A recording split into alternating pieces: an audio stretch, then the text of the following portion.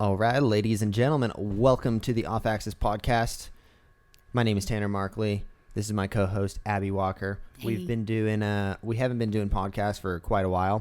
Kind of wanted to find a consistent co-host, and Abby said she was down for it. And Abby is a entrepreneur. She's an acrobat. What else do you do, Abby? I'm a figure skater, dance, sing occasionally, whatever life kind of throws at me. I try to take it and run with it. I don't do ball sports though. No ball sports? No. Awful hand-eye coordination. It's really bad. I'm super clumsy. That's funny. I grew up playing baseball. And I'm like, the only thing that I took from baseball was I can throw a rock really good now. Good. There you go. If I ever need to defend myself, I guess I can throw a rock. I can skip a rock. Yeah. Yeah, I mean, that's probably the best I got. Yeah? Grew up on the lake, in the summers, and it's what we got. Besides fishing, it's okay, what other activities do we get? And you grew up where? So I grew up in Nashville, Tennessee. I moved there when I was 4. Before that, I was born in Minnesota, and then we moved to Omaha real quick, and then ended up in Nashville. I grew up there. I started doing first gymnastics, and then I got really scared of competing. I was getting ready for my first meet, and I had gone all the way to level 5. All the acrobats who are listening, I'm nothing, but that's okay. What's a level 5? What are the skills you can do? I don't know. I was 5 or 6. I learned a back tuck, a back handspring. I was starting a floor routine and got scared. So I went to martial arts and ended up doing that for 8 years, I think. And I loved it. It was kind of a family thing. My mom did it. My sister did it. The worst thing was my older sister became a assistant instructor before I did. And I would have to call her Miss Walker. And we'd get in a fight, the day before or something. And then I just have to respect her and bow to her and everything at class. And I'm just on the inside, she was always the meanest to me. Just because I'm her sister. And you said your younger sister?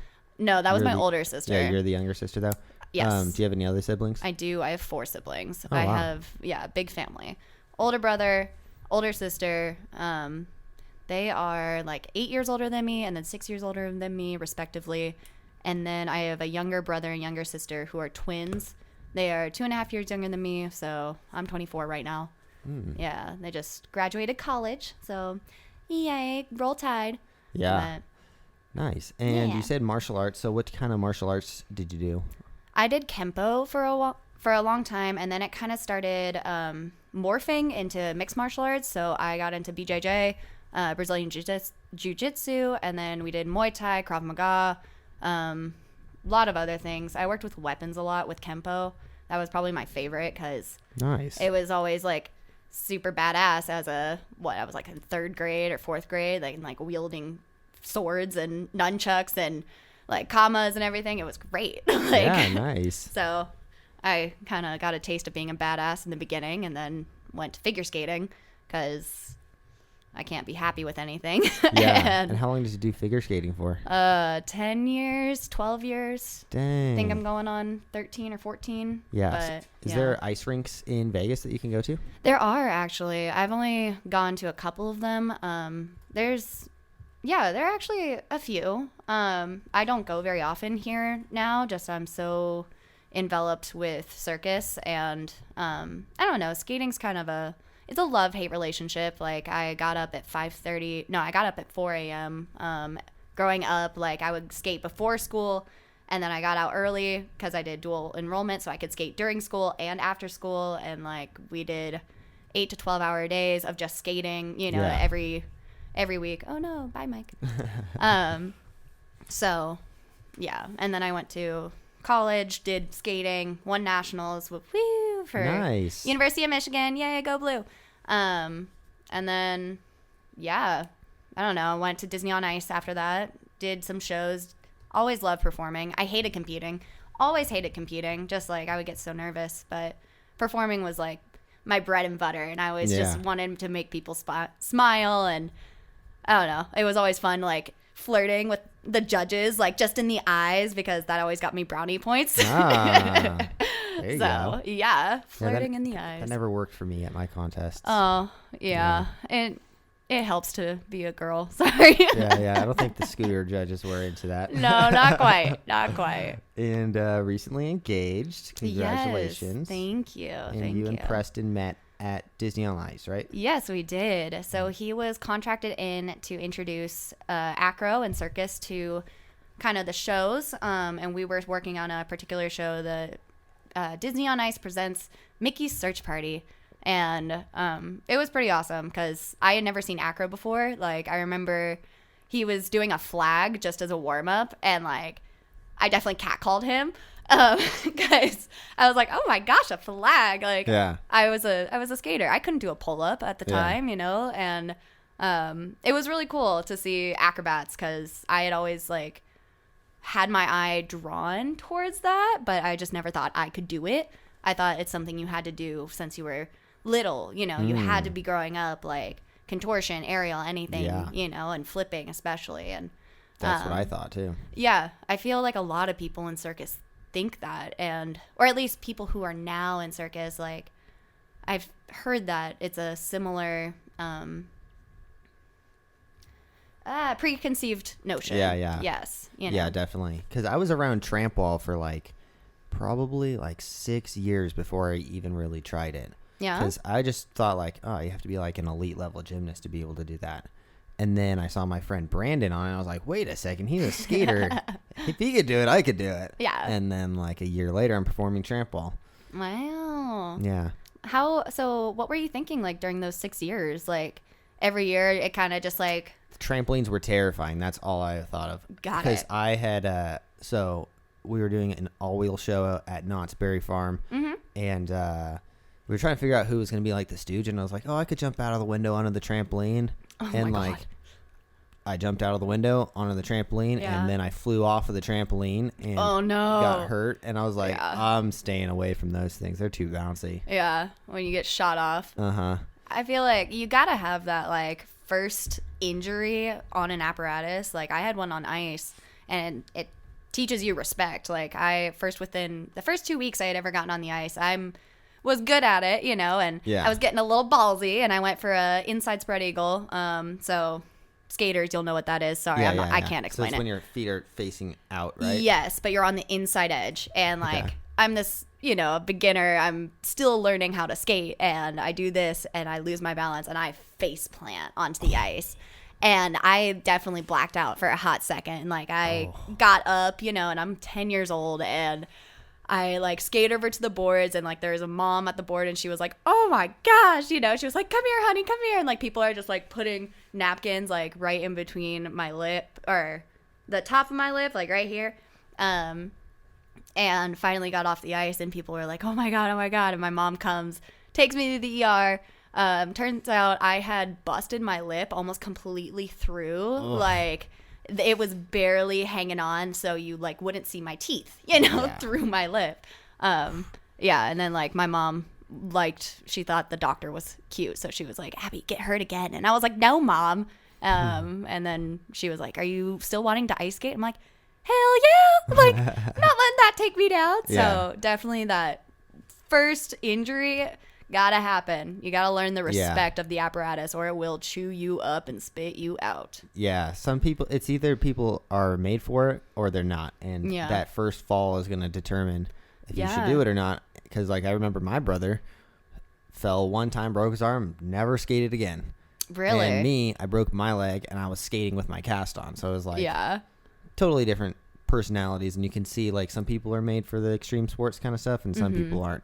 I also did split my lip too during an all-wheel show. Yeah, it like split kind of in half right here. How'd you do it? Face plant. Nice. You know, it was funny because I was filling in for this girl Coco. Okay. She was out for one show, so I had to do the girl solo. So I was, it was like during this like girly song, and I did her solo. I want to see this. Yeah, there's no footage of it, unfortunately, but it wasn't even on a hard trick or anything. It was on the setup air for a hard trick. Oh, no. And so I would do this move where I would grab the front wheel when I was in the air and stare at the audience and like stick my tongue out. And then last, like, I don't know, I just went to put my hand on the bar and I missed and just went, smacked my face. I had a lot of face plants. Like on a scooter, you just face plant because your hands are tied up, you know? And when you don't see it coming, you don't have your hands to brace. Yeah. So you just go face. Yeah. Yeah, that's the problem with those scooter things. I've been thrown off a horse before. Kind of felt the same, I think. I was jumping. I did horseback riding growing up, and I was jumping over one, and then I don't really know. I was young, but like the horse landed but stumbled, and so I flew off the front of the horse and like tumbled a little bit. I think I was fine. Yeah. I don't know. I don't remember. Yeah, I'd never have been on horses really. Really? Ever. Oh, it's so Me. magical. I totally understand that. They're intimidating, but like once you get to know the personality of a horse, like this sounds so weird and so like airy-fairy, but like when you can really read a horse, like it's amazing because when you've been on one for so long and they know you and you know them, like even when you change your thinking, they can feel what your body is doing and they can anticipate what you're like going up to from a trot to a canter or like something like that. They feel that body movement and then they'll just do it without you having to indicate or like show them. That's crazy. It's insane. Well, and they're so protective too. Really? They're so funny. Oh yeah. Yeah, I have no experiences with horses. Get around one. I wish there was it's funny, when we moved in here, there was a bunch of people that wanted to put their horses in our backyards because we have so much space in the backyard. A lot of people came up to us like, hey, can we keep our horses here? Oh. Because it used to be a horse ranch. Got it. Well, it looks like a horse ranch. It's gorgeous. There's totally... do you hear that? I do. Sounds like a car. Huh. Anyways, yeah, the audience probably can't hear that. So, yeah, this place was a horse ranch before, and you know what's funny is the person that lived here before us was she got convicted of, I want to say it was rape or molesting. No. Oh my! So she was a teacher. This is the person that lived here right before us. Okay. She was a teacher, and she hooked up with a mentally disabled kid who was underage. Girl. Yeah. Weird, right? That's, yeah. And you know what's funny is the way that we found that out was because our roommate, Madeline, was doing, she was doing a research on, I guess, female rapists. Okay. And interesting one topic, of the people but okay. that she's doing a paper on, she looks at the address and it says our address. No. That's how she found out. No. Yeah. It was crazy. That's like straight out of a horror movie. Like, you know, when, the family dies or whatever and you're like doing this research and you're like, oh, this is where I'm living. Like, yeah. Oh, yeah. How random is that? All right. Well, don't let any other teachers live here. There's got to be bad juju or something. Yeah. So I feel like when they found out that we were like all pro athletes, they were like, oh yeah, so much better than the people before. I feel like they were also selling drugs and stuff too. Yeah. I mean, this house is definitely like a little out of the way, and it's kind of isolated on its own. So you could do some shady stuff here. Definitely. Get away with it. Yeah. In the middle of nowhere, Yeah. But it is gorgeous. Yeah. Minus the coyotes, but. Yeah. Freaking coyote. I was R.I.P. chickens. Yeah, after it killed my chickens, I was standing out there like a psychopath with my gun waiting to kill that thing. I was so mad. Yeah. I was like, I'm gonna kill this freaking coyote as soon as I see him. And you're allowed to do that. Did you know that? You're allowed to kill. Is it castle doctrine? I don't know what that means.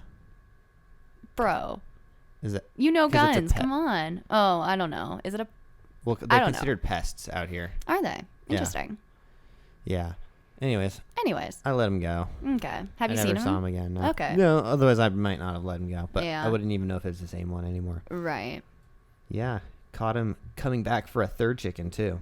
That was the only reason. Like, I ran outside naked. I wake up and I look outside and there's a coyote running by my window. I was like, did I just see that? Like, I literally opened my eyes and a coyote runs by. Oh, my gosh. And I'm like, oh, shit. And I, ran into the backyard. Meep, meep. And there's a coyote trying to chasing around the chickens. Oh my gosh, what a ballsy coyote. Yeah, 6 of them had their tails bit too. But wow. He just got the feathers. Okay, good. Yeah. Shake your tail feathers. Yeah. Anyways, yes. For the past, let's see. So I feel like COVID's kind of ending. This whole last year's been, for those of you who don't know, live entertainment, but I'm sure everyone knows, live entertainment canceled completely. We didn't even have anything to do. There was no social distancing, live entertainment. There's nothing. I haven't touched a stage in over a year. And it's crazy because most of us moved to Las Vegas because we're performers. Yeah. And then the rug just gets pulled out from under us. Well, and it's like, it's so unfair too, because even there were some places that were trying to do some socially distant performing, and literally the cops came in and shut us down. Like, it wasn't us, but we were there when it happened, like literally 5 minutes before the event, and cops came in, and it's like, we're not doing any, like, come on, just let some performers go 25 feet away from us. Yeah. We're all 5 feet up, like, we've got masks on, whatever. Like, it's better than the movie theaters being open here. Yep. Which they are. It's so frustrating. I'm surprised that it took this long to open back up.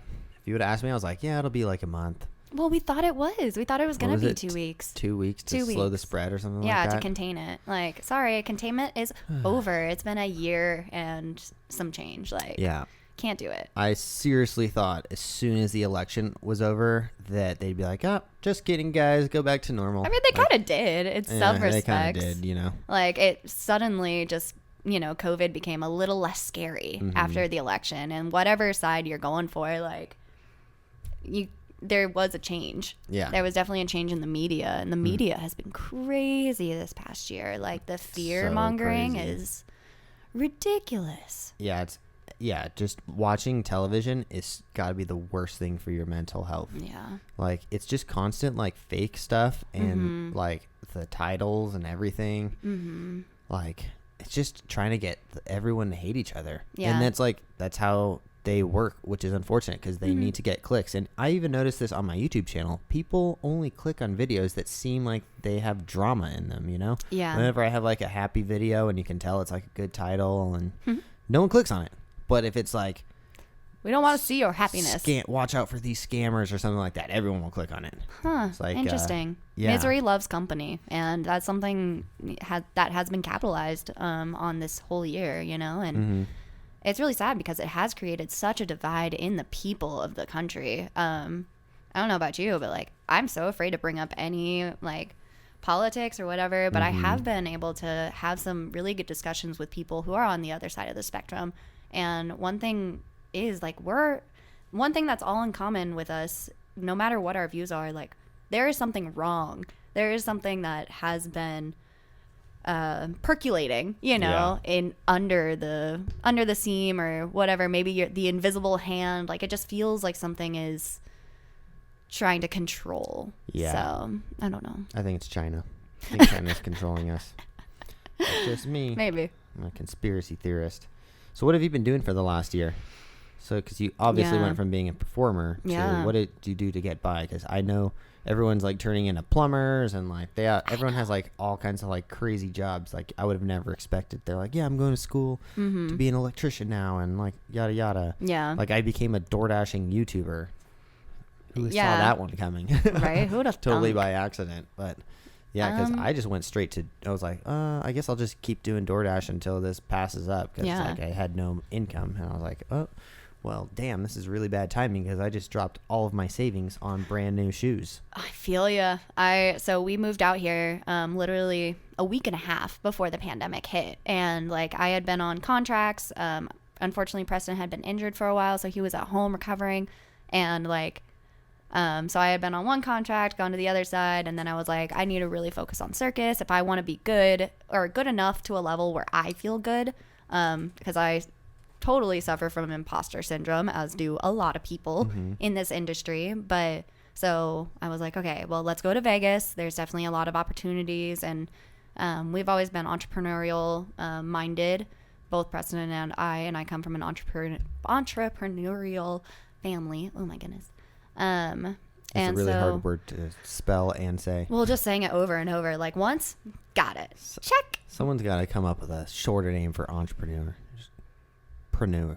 I don't know. Prenew. I'm a newer. Yeah, I don't know. Entrepreneur is such a... I even like second guess when I type it, because I type it almost every day. Right. And I always second guess how I'm spelling it. Yeah. There are definitely some of those words where you just like have to sound it out. And you're like, okay, I think I got this. And then when the spell check, the squiggly line doesn't pop up, you're like, yes. Yep. Made it. But yeah, sorry. So we moved out here. So we spent all of our savings, and like, luckily we were able to connect with a client, and we did a party, like I did aerial. He had an aerial rig installed in his living room. Oh my gosh, it's amazing. Yeah. And so we did that party that weekend, and then like he had another party the next weekend, so we were able to kind of keep up with those types of parties and the private parties. But then I was actually on an audition to be a go-go dancer at some club opening up or whatnot the day before COVID hit, and like that really hurt because I was like, oh my gosh, I'm gonna get a job, like I'm in Vegas, I can be a showgirl. And then it was like, oh, this is postponed till May. Oh, okay, it's canceled. And I'm like, okay. Where was the job at? Bally's. It was some new like 70s, 80s, 90s nightclub opening up. So like our audition was to like Night Fever, okay. That one. I don't remember the name. And then like Cherry Pie and stuff. Like it was really fun actually. And then I don't know, the hardest part was not knowing how long this was gonna last. So we were like, okay, do we ditch the circus thing for a while, or do we keep training? And that kind of, the quarantine led me to doing just contortion at home, and then my body was hurting, so I was like, okay, let's get an aerial rig. And then that honestly like started the Entrepreneur site, because we were like, well, we already have a rig, we can go and do parties and set up there like when they don't have it. So that was a really cool segue into it. And then I don't know, I tried some like live streaming app. Not for me.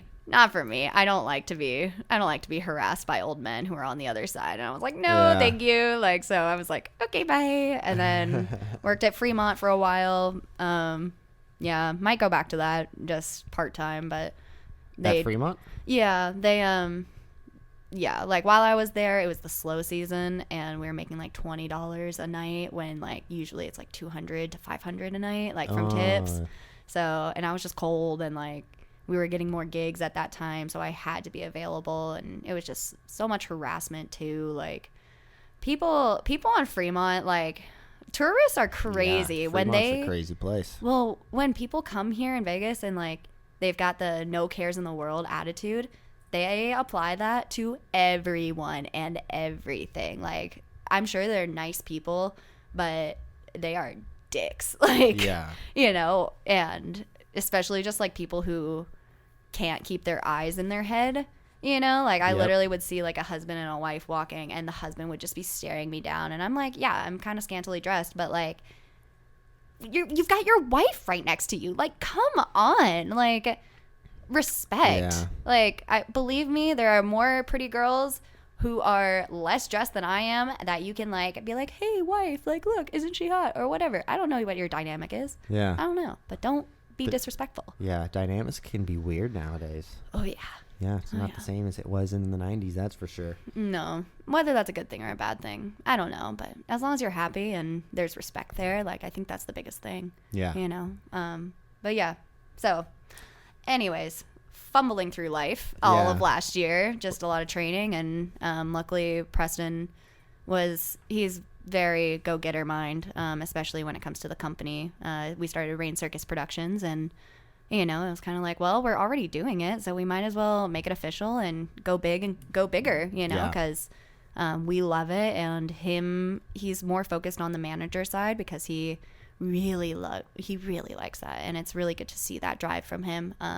He injured his ankles, so he prefers to keep those kind of intact now. So he'll do like a lot of pole, or he would do his swing gig, but I think tumbling and tramp and all that is kind of going to be on the back burner for a while.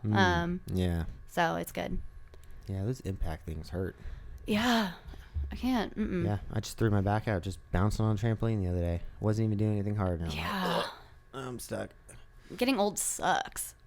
I wish I could go back and tell myself to stop jumping off of stair sets when I was like 10 years old. Hey, no, this is gonna hurt you later, so you should stop now. Right? Or just trying to work through an injury. Like, I'm sure you've had that. I pulled off some of my pelvis when I was 16. I was not healthy. I struggled with mental stuff. I mean, I feel like everyone does, especially in an artistry or artistic world.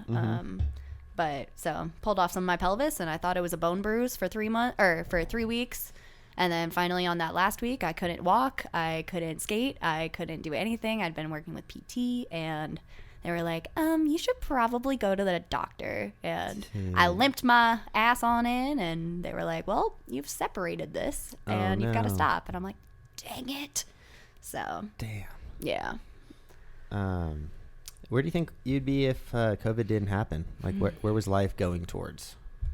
I mean, hopefully, I had come out here with ideals of hopefully getting into a show somewhere, somehow, by the grace of God. And I've also noticed that a lot of people here are really, really good. So I don't know if I would have made it into one. I would like to hope so. But honestly, I have no idea. I might be I would have been on another contract somewhere. I love traveling, and I've really missed that. So I feel like, I would have heard the first like ship contract and I've been like, oh, me, let's go. Yeah.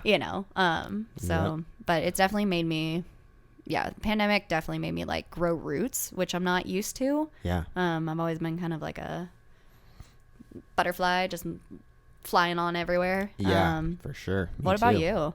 Yeah. Well, now I have a bunch of roots here. I got whole like 2,000 pairs of shoes in a storage container outside. Ooh. And like, I get some shoes today. Woo! Yeah. Okay, I'm excited. Yeah. I definitely, like before COVID, I had a 23 show tour that went all around the whole country. I spent months booking this thing, called probably 1,000 people, just straight cold call. Like, hey, do you guys want a show? No. You want a show? No. You want a show? Yes. Okay, cool. Like, good for you for your ambition. That's hard. That's a lot of courage. Like, I can barely call my realty company to like get a maintenance thing. It's the worst. I hate cold calling. Yeah. Yeah. Or cold emailing, I guess is. Do you are you like sweaty, like palm sweaty, like while you're calling? I feel like I would just be like, hi, are you, hello? No, you don't want to talk? Okay, yeah, fine. After like 10 rejections, you just get used to it. But this was also my job when I worked for Razor, was cold calling, and I did sales for them. Okay, cool. So I'd basically call stores, like outdoor toy stores and like bike shops and stuff in the country, and try to sell them Razor products. So I got used to the rejection from then. Yeah. It's like 9 out of 10 people aren't even interested. Yeah. But it only really counts for that one person who is, that can be where your big money comes from. Yeah. So totally, I would have, for one, we were not going to pull the trigger on these shoes. I don't know if I would still have a shoe company. At least I wouldn't take it very seriously. Okay. Because the shows were just so much better paying. And it was like, it just seems like more logical to do shows. And then COVID literally canceled the whole entire tour within 48 hours. Oh my gosh. And I would have thought that I would have like a theater show or something by now. Yeah. Like we would have had so many, like I was going to make so much money. Yeah. And then I was like, oh shit. I guess let's go in on shoes because everyone's always going to need to wear shoes, Yeah. And it was kind of a blessing in disguise, COVID was, because I think now that I make like pretty significant money off of YouTube, it's like the ultimate passive income, and I can do it wherever I want. Yeah, that's so nice. Yeah, because like no matter where I go, all I need is my camera with me, and I can make money that day. And like the shoes, like we signed Tony Ferguson, which was huge for us, and it really put us on like a different level of like our marketing. And how did you meet Tony? Instagram. He just followed me. Really? Yeah. Wow. Fun. Okay. Yeah. I like Tony was always my favorite UFC fighter. He's actually the first fighter that I ever watched. Nice. Was him winning the interim lightweight belt in like 2016 or so. It's the first UFC fight that I watched. Wow. And I just remember Joe Rogan talking about how unorthodox he was, and I was like, man, that's like exactly like how I am, and how like great. My brand is, off axis, unorthodox basically. And I was like, man, that guy would be perfect for off axis. And then like probably like 2 years later, he followed me back, and I was like, no way, It's this happening. isn't real. And then probably about another year or so after that, maybe even longer, I just commented, I was like, who would buy Tony Ferguson's signature shoes? And it got like 1,000 likes or something like that, and then he DM'd me and was like, yo, let's work. Hell yeah. And that's how it happened. That's awesome. Manifestation really works, guys. Yeah, it does, for sure. Heck Tony's like the coolest guy ever too. That's so good. Well, and you were just in California hanging with him, right? Yeah. I mean, I tried to wrestle with him. It's more like I just get beat up. But One day. It's really inspiring because he has sure. the absolute best work ethic. Yeah. Around, like, I've met some pretty hardworking people, but Tony is on a different planet when it comes to like his level of working out and like just everything that he does it like 1,000,000%. So That's awesome. It's just really inspiring being around him.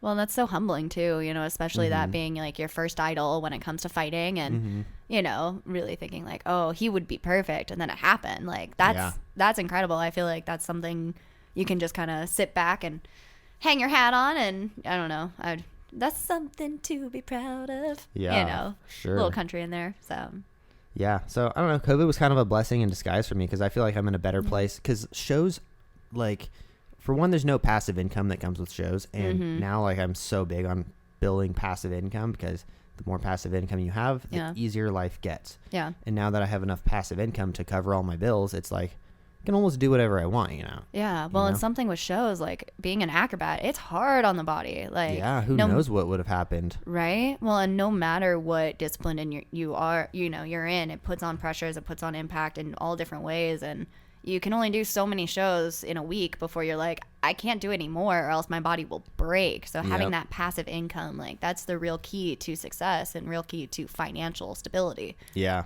So let's talk about entrepreneur stuff. Yeah. Well, we were talking about whether people should dive straight into it or not. Yeah. And like, I don't think, like, for me, I always kind of dabbled in entrepreneur stuff. Well, when I first started, was like 2016 or 15. I was like, as soon as I quit Razor, I was like, all right, I read Rich Dad Poor Dad and I was like, all right, I'm never working for anyone else again. Yes, that book, so good. Okay. Yeah, it changed my life. And I was like, okay, never working for anyone else again. I'm only going to be my own boss. And I got lucky because Razor gave me a ridiculous contract to make their social media stuff. And I was like making really good money for a first year of entrepreneur stuff. Congrats. And then they didn't re-sign the contract, and I was like, uh-oh, what do I do? Oops. Like, I had a bunch of money saved up, so I was like, okay, but what do I do from here? So then I started a clothing line, and then I realized I was like, I don't even, like, I wear plain clothes every day. Like, I'm not the person who should have a clothing line. Yeah. But then holes in the armpits, and you're like, it'll be fine. Yeah. And then I started my own show because I just determined that I didn't want to work with All Wheels anymore. I was like, okay, this is 10 years doing the same thing. I need to start my own thing. Otherwise, it's just going to be a repetitive cycle of do shows in the summer and then come back and figure out what you're going to do for income. Yeah. So I started my own show. Nice. Which turned out pretty good. Yeah. We got Nickelodeon, which was the footage that I was selling to people after that. Cool. Cold called a lot of people. Yeah. Did a Halloween show. Then Brandon Halloween convinced me are to so fun. Yeah, we were zombies and I love it. Then moved to Vegas because I was in LA this whole time, and then moved to Vegas, and I was like, man, this first business is already doing well. Like, let's start another business. And then I was like, I always wanted to do products because I worked for Razor. So products, I already knew like pretty much everything about like designing a product, producing it, marketing it, sales. You had the background knowledge. Yeah, I had the background. How to do it. I basically went to college for free, you know? Yeah. From working at Razor. Yeah. And I worked in all the departments. So for me, it was like, okay, I can do products. And then, I was like, everyone's wearing wrestling shoes. Why is no one making acrobatic shoes? So, yeah, there's like, like 2, maybe 3 lines now for like wrestling shoes or acro shoes, like, and you've definitely come into your own, like, and found that niche and was able to fill it. So killer on your part. Yeah, I just saw a hole in the market and I was like, okay, I'm gonna make acrobatic shoes. And found my business partner who worked with me at Razor. So we already like had a good working relationship and everything. And then did you find any I guess imbalances or hardships when it came to like, you had a show that was successful, but during the times that you didn't have a contract, or did you have any doubt? Did you have any for sure, you know, like, can I actually do this? Like, am I making headway? Or am I just a big dreamer and who's gonna fall flat on my face? Yeah, so like after the first 2 we did 2 shows within about 3-month period, and they both paid really well. and then I moved to Vegas, and then I dumped all of my savings into the footwear company. Okay. Kind of expecting more shows to pop up, and then nothing popped up for like 7 months, and that's when I was like, I worked for someone doing social media for like probably like 3 weeks or so, and then I was like, I really can't work for someone else. And then I started doing Postmates, and that's like, I was like, this is like the best for an acrobat or an entrepreneur, because you could just make money whenever. And totally randomly, like I already had a YouTube channel, but it was all extreme sports based. And then I started it was called Postmates Cheat Codes. Didn't think anything about it, uploaded it. I was like, just another tutorial that I was putting up. And then like 6 months later, I get a message from Google, and they're like, please finish your paperwork for like putting your bank account. And I was like, what? Why are they telling me that? And then I looked, I'm like, oh my God, there's a lot of money that I've been making on this freaking Postmates video. So it was like paying like a little over $100 a month. And I was like, wow. What a switch, like from your usual content, and then just that one video. Like, hey. Yeah. So like any other logical person did, I was like, I'm going to put a bunch of Postmates videos up here. Yeah. You eventually switched to DoorDash though, right? Yeah. DoorDash was like a year later. Okay. And then as soon as I got on DoorDash, I was like, oh, this platform's way better. Yeah.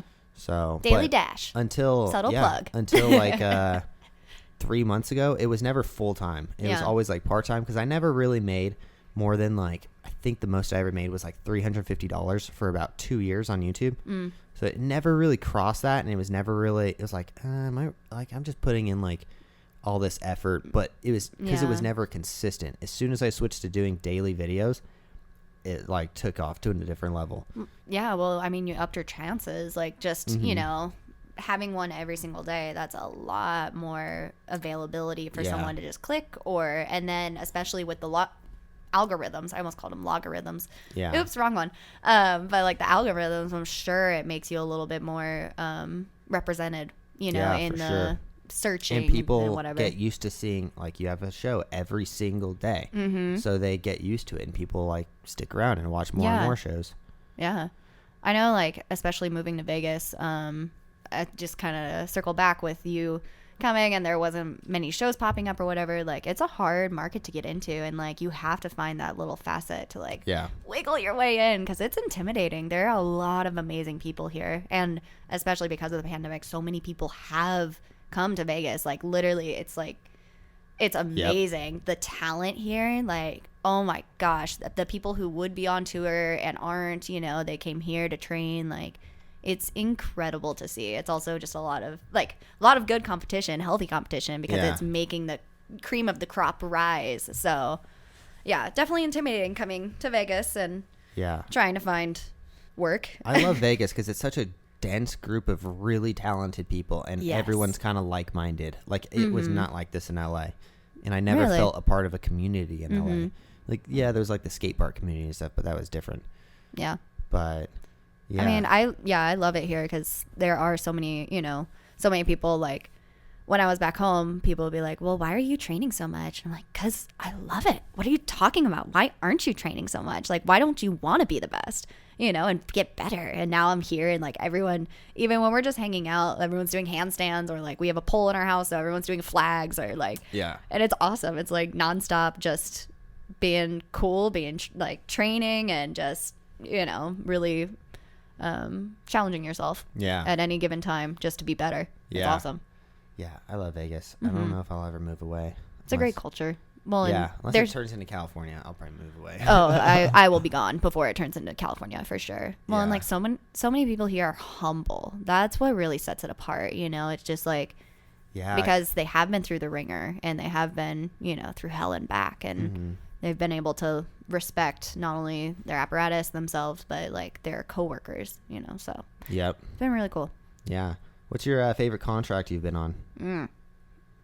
I don't know. I mean, probably my second year of Disney on Ice, the Mickey Search Party. I was Tinkerbell. Or I played Tinkerbell, excuse me. And she's my favorite character. Like, oh my gosh, I love her so much. Just sweet and sassy, and like she literally had no limits. And like so we were building the show, and it was amazing because the director, she would be telling everyone else what to do, and then I would be like, okay, like, you want me to go from here to here, but like, what do you want? She was like, you have good instinct, just do it. And I was like, okay, cool. So like literally throughout the whole show, I was able to build that Tinkerbell character and like really kind of, you know, just do my own instinct and play around with it so much. And that's really where I learned character development. Like I had started learning it in my first year. I was on Frozen, so I actually played Snow White, but you know, it was a 2-hour show based off of Frozen, so you really had to get into character if you were going to play Anna or Elsa. And so I was able to learn from an amazing PD there. His name is Gag Sorono, and he's incredible. Oh my gosh. Anyways, sorry. But yeah, I really liked the second contract just because, I mean, I met Preston there. He was my Peter Pan for a while. It was so cute. And it was really cool because I found Circus there, and like I started training with a contortionist, and she was on Ringling. She's from a circus family, and she never really trained anybody, but she saw a little glimmer in me, and that's where I started training contortion. And I was really like, oh my gosh, I could do the circus thing. Like I know I can do it, like, you know. And I started focusing more on that than really my skating, because my skating, I had peaked, you know. And as much as I love it, that's how I felt about scooters. Yeah, like, I could go back. It'd be great. It'd be fun. But I'm not going to jump. You know, I'm not going to do triples anymore. Like, that hurts my body. Like, yeah, that's how I feel. My body hurts. I can't do it. Like, and it's so cold. I lived in the cold for 15 years. I don't want to do it anymore. Like, I just want to be warm and sweaty. Have you ever done cryotherapy? No, and you will not ever get me to do it. Oh my God, I love it. Well, and I have Raynaud's, which is like a cold intolerant. So, or like, my body is cold intolerant, and so anytime I'm like exposed to the cold, all of my blood vessels will like shrink up, and so there won't be any blood going to my like hands, feet. Like when I was skating, I used to lose feeling up to my elbows or my knees, like on really, really bad days. Yeah, it was awful. And like I definitely have nerve damage. Like I'm so clumsy. I drop everything all the time. Dang. Luckily, learning aerial, I've been able to get more function and I never even really ability. thought about that. Like if you're an ice skater, you always have to be in the cold. Oh that my God, sucks. it's awful. It's awful. Yeah. I almost went into hypothermia one morning. It was really bad. It was really bad. Like it was really cold at the rink. And once again, wasn't eating very much, and like it was 6 a.m. and we were just kind of standing there for a while during this class, and like I started feeling lightheaded, and I started like getting really hot, which was really scary because I was freezing. And like I couldn't think straight, and like I had to go off the ice and like lay down, and I was never the girl to get off the ice until I was late, or until I was late for school, and I'd be like, oh shit, I've only got like 3 minutes to get ready for school and go. Oh, bye. So yeah, fun stories of being a figure skater. I'm not very good at figure skating. No? Are you good at inline skating? I don't know. No? I don't know. I have the like inline skates that are made for figure skaters, and I just haven't mounted them to my boots yet. I don't know. I'm a little intimidated. At the same time, I'm just like, I don't know. Like I would rather get a contract for contortion or aerial than inline. Did you always do contortion, or is that new? That's kind of new. I did ballet for 10 years alongside figure skating, so I had like relatively good body awareness and flexibility. I was always hypermobile, like my shoulders would just dislocate on their own.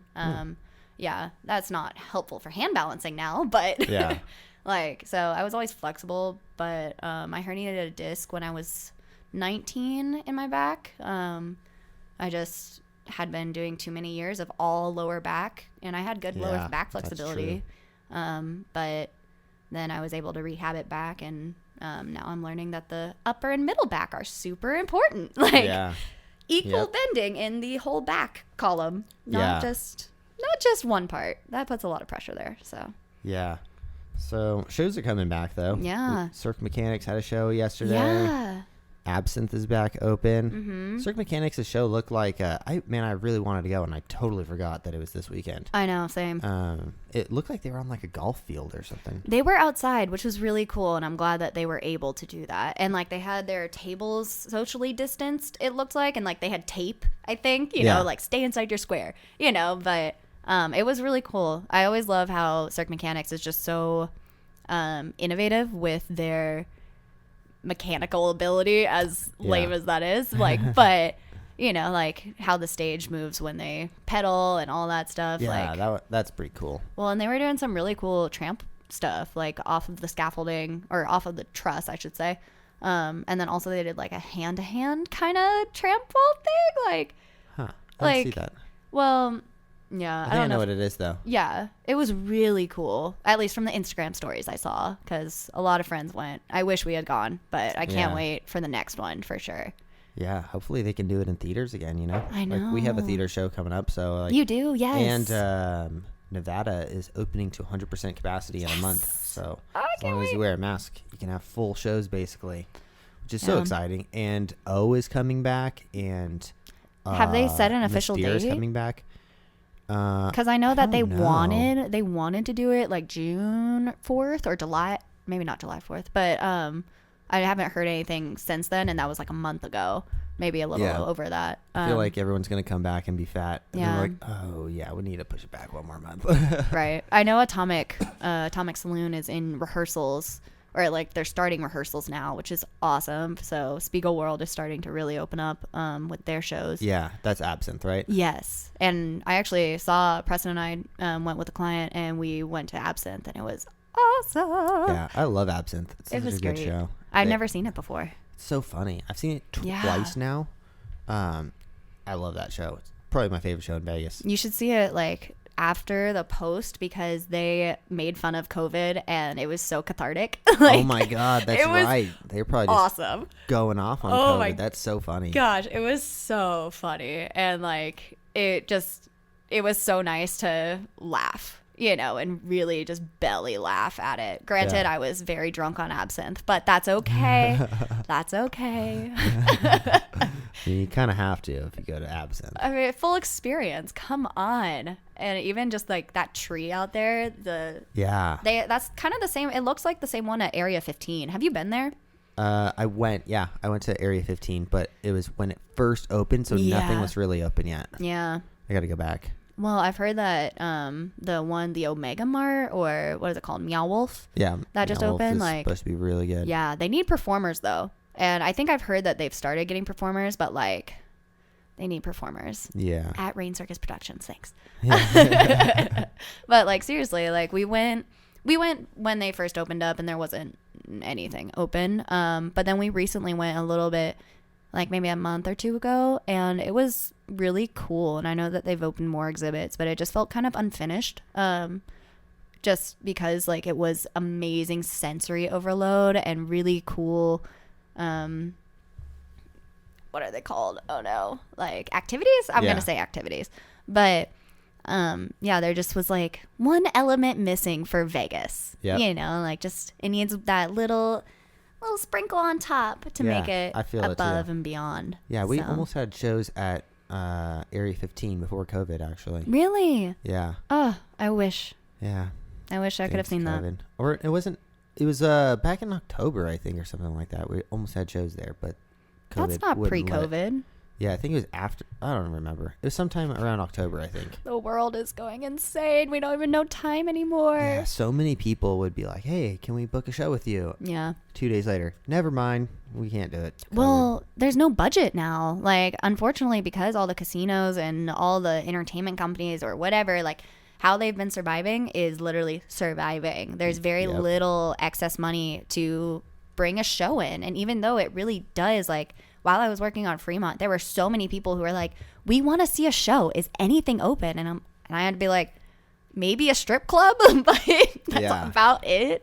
You know, like there are like scattered kind of ambiance shows that aren't shows, and they can't be classified as live entertainment or else they'll get shut down, you know, and it's so sad that, you know, our industry really is scraping the bottom of the bucket right now for money. So if you're out there and you're a circus acrobat, you need to be doing at least 2 acts. Yeah. Because you're almost unhireable if you can only do one thing right now. Because the budget's so small. It's so tight. Well, and there have been a lot of a lot of pay cuts, at least from some shows. I think other shows are possibly, I don't know. It's been kind of mixed from what I've heard, but there's been a lot of budget cuts on just the performer money, which was really sad too, because it's not like we have any excess money. We spent all of our savings already. Yeah. So Did Absinthe, like, was there like social distancing in the audience and stuff? Like, yeah. So they had, I had not been to Absinthe prior to COVID. that's true.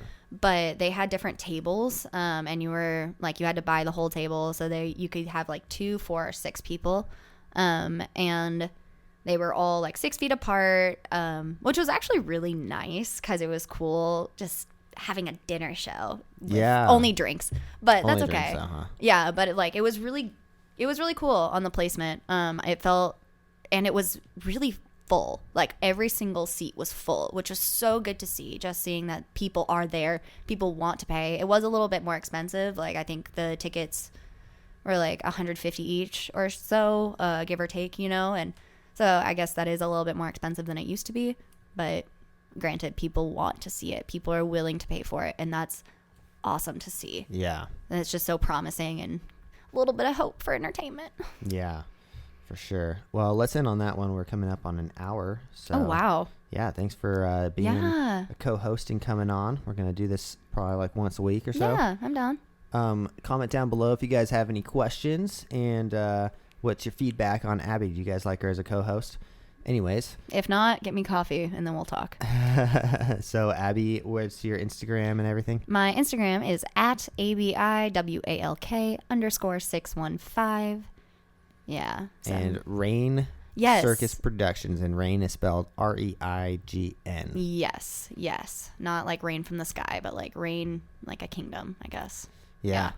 Awesome. Thanks, guys, for watching. Thank you if so you guys much. haven't yet, this is a new channel, so subscribe. And if you're listening on Spotify, also subscribe. We'll see you guys in the next one. Thanks for watching. Peace. Bye.